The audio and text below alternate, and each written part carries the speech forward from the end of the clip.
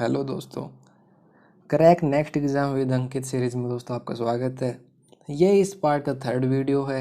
इससे पहले हम रिस्पिरेटरी मेडिसिन को दो चार्ट के अंदर कंप्लीट कर चुके हैं और ये जो थर्ड चार्ट है इसका भी हमने पहला part pulse JVP already last video के अंदर डिस्कस कर चुके हैं कि इनसे एमसीक्यू कैसे आते हैं और कैसे कैसे इनको या आप कैसे लास्ट मिनट रिवीजन के लिए यूज़ कर सकते हो। तो इस वीडियो के अंदर हम हेड साउंड और मरमर के देखेंगे, क्योंकि जो कार्डियोलॉजी को हमने दो चार्ट के अंदर डिवाइड किया है। एक चार्ट के अंदर जो बेसिक इन्वेस्टिगेशन है उनको डिस्कस करेंगे और नेक्स्ट चार्ट के अंदर दोस्तों जो आपके जो डिजीज़ हैं, क्लिनिकल अप्लाइड डिजीज़ हैं, इनको यूज़ होगा वो हम नेक्स्ट चार्ट में करेंगे। तो इस चार्ट का सेकंड पार्ट है हेड साउंड और मरमर। तो और नेक्स्ट लास्ट पार्ट के अंदर हम ईसीजी के पॉइंट देखेंगे। तो हम थोड़ा जूम कर लेते हैं और स्टार्ट करते हैं। तो आपका जो हेड साउंड है, हेड साउंड आपको जैसे पता भी होगा कि चार होती हैं, S1 S2 S3 S4। तो इनमें से एमसीक्यू क्या आता है कई बार कि जो S1 और S2 है ना, इनके अंदर कुछ कंडीशन होती हैं जहाँ पर आपका कुछ एक्स्ट्रा साउंड होते हैं।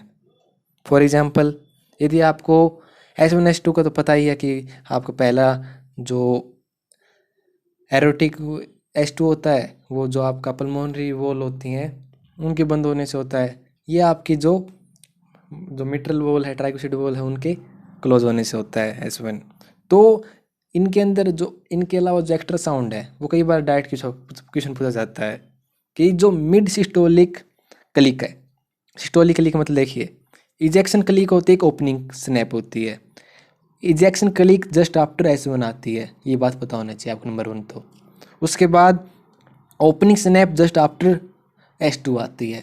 ठीक है, दो अलग से ये साउंड होती हैं, वो कब आती हैं, इससे एमसीक्यू कई बार आया है।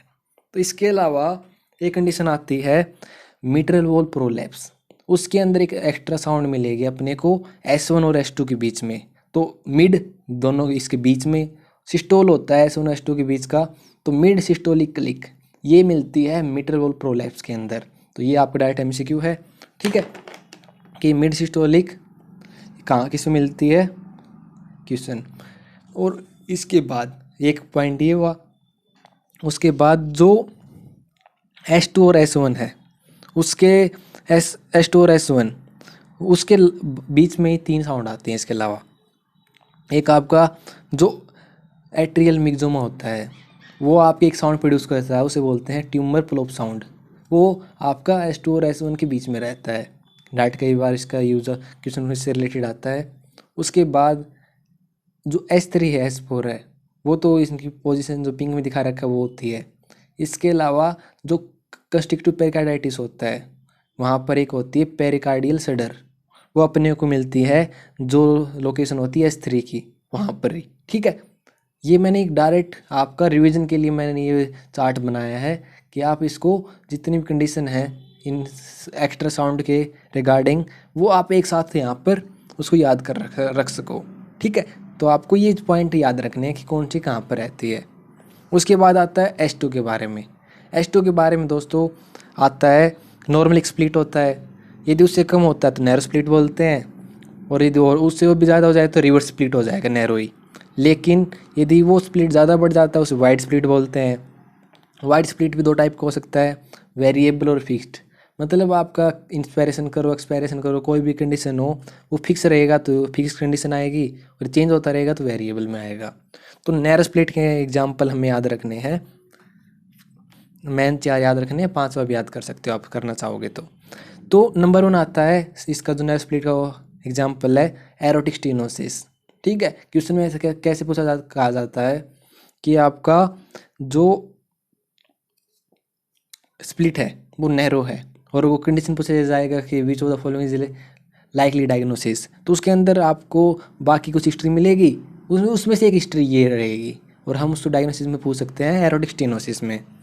उसके अलावा left ventricular failure, hypertrophic obstructive cardiomyopathy, left bundle branch block, और आपका जो WP सिंड्रोम होता है ना टाइप बी, वो भी आपको नैरो स्प्लिट के अंदर आता है।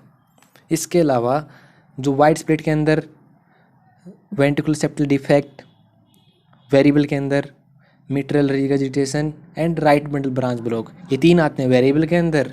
और जो आपका एट्रियल सेप्टल डिफेक्ट है ना, वो फिक्स्ड वाइड स्प्लिट के अंदर आता है। मेनली आपको वीएसडी और एएसडी याद रखना है। ASD fixed, VSD variable, V से वी, एएसडी फिक्स हो गया। तो एक कंडीशन आती है होल्ट ओरम सिंड्रोम। इसके अंदर एएसडी के साथ साथ रेडियल बोन एब्सेंट रहती है, तो ये इसकी एग्जाम्पल है। सेकंड आता है जो एक टीएपीवीसी आता है, कंजेनिटल कंडीशन, वो भी आपका इसके अंदर फिक्स होता है। उसके बाद लूटम बेचर सिंड्रोम, इसके अंदर एएसडी के साथ साथ मिट्रल स्टीनोसिस भी होता है। ठीक है, इन दोनों को मिला के एक सिंड्रोम बोलते हैं। इसके अलावा डाउन सिंड्रोम के अंदर भी fixed wide split S2 sound अपने को मिलती है। ठीक है, ये आपकी हिस्ट्री के अंदर दी जाती है, इनके अंदर पॉइंट दिया जाता है, उसको हम इसको ऐसे याद रख सकते हैं। S3 होती है वेंट्रिकुलर गैलोप रिदम और S4 होता है एट्रियल गैलोप रिदम। कहाँ कहाँ मिलेंगे ये? नॉर्मली ये अपने को नहीं प्रेजेंट होते हैं, लेकिन congestive heart failure, dilated cardiomyopathy, COPD and pulmonary embolism, इसके अंदर S3 मिलेगी। और aortic stenosis, HOCM, hypertension, pulmonary artery hypertension, इसके अंदर S4 मिलता है। ठीक है, इनका ज़्यादा क्वेश्चन नहीं आता है, S1 S2 पे ज़्यादा क्वेश्चन आते हैं। इसके बाद आता है नेक्स्ट पार्ट, वो है इस वीडियो का मरमर। मरमर के अंदर हमें पता होना चाहिए मरमर 3 टाइप की हो सकती हैं दोस्तों। तो डायस्टोल जो आपका कार्डियक साइकिल के अंदर फेज होता है, उसके अंदर मरमर प्रेजेंट रहती है, तो डायस्टोलिक मरमर। यदि सिस्टोल के अंदर रहती है सिस्टोलिक मरमर, दोनों के अंदर रहती है तो कंटिन्यूस मरमर। सिस्टोलिक मरमर आपकी 3 टाइप हो सकती है डायस्टोलिक, एक अर्ली पार्ट ऑफ डायस्टोल में प्रेजेंट हो, एक आपका मिड, एक आपका लेट। ठीक है, माइल्ड या लेट भी बोल सकते, इसको माइल्ड भी बोल सकते हैं। तो जो आपका इसके अंदर अर्ली के अंदर कैसे याद करोगे? गैप से कैसे? एक Graham Steell, AR aortic regurgitation mild form and pulmonary regurgitation mild form के अंदर अर्ली डायस्टोलिक मरमर मिलता है। ये आपको ज़्यादा इंपॉर्टेंट नहीं है, लेकिन जो मिडल स्टीनोसिस, ऑस्टिन फ्लिंट, जो आपका सीवियर एरोटिक रिगर्जिटेशन के अंदर मिलता है, और फ्लो मरमर, वो आपका मिड डायस्टोलिक मरमर का एग्जाम्पल है। ठीक है, इससे आपका ज़्यादा इसका यूज़ आता है। उसके बाद लेट जो आपका एक कंडीशन बोलते हैं इसको कैरीकोम्स, वो आपका मरमर को नाम है, और ये मिलती है रूमेटिक कार्डाइटिस जो डिजीज़ होती है उसके अंदर। ठीक है, मिड आपको पता होना चाहिए, मिड डायस्टोलिक मरमर। ठीक है, माइल्ड नहीं है, मिड। उसके बाद आता है कंटिन्यूस मतलब दोनों फेज के अंदर रहेगी, वो तक coarctation of aorta, patent ductus arteriosus, peripheral pulmonary stenosis, इन कंडीशन के अंदर रहती है कंटिन्यूस मरमर।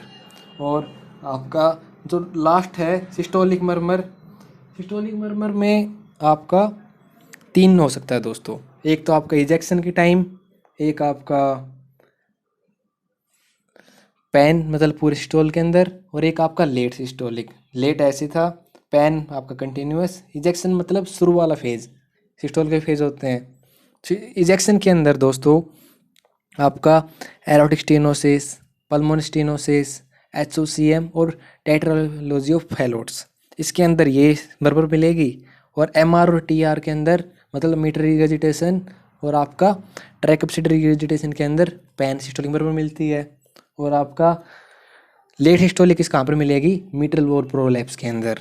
ठीक है, आपको एग्जाम्पल याद रखने पड़ेंगे, और आप जब आपको इसको थोड़ा खुद पढ़ाओगा अपने इनके बारे में, तो इसको कोरिलेट करना, उसको याद करना आसान होगा।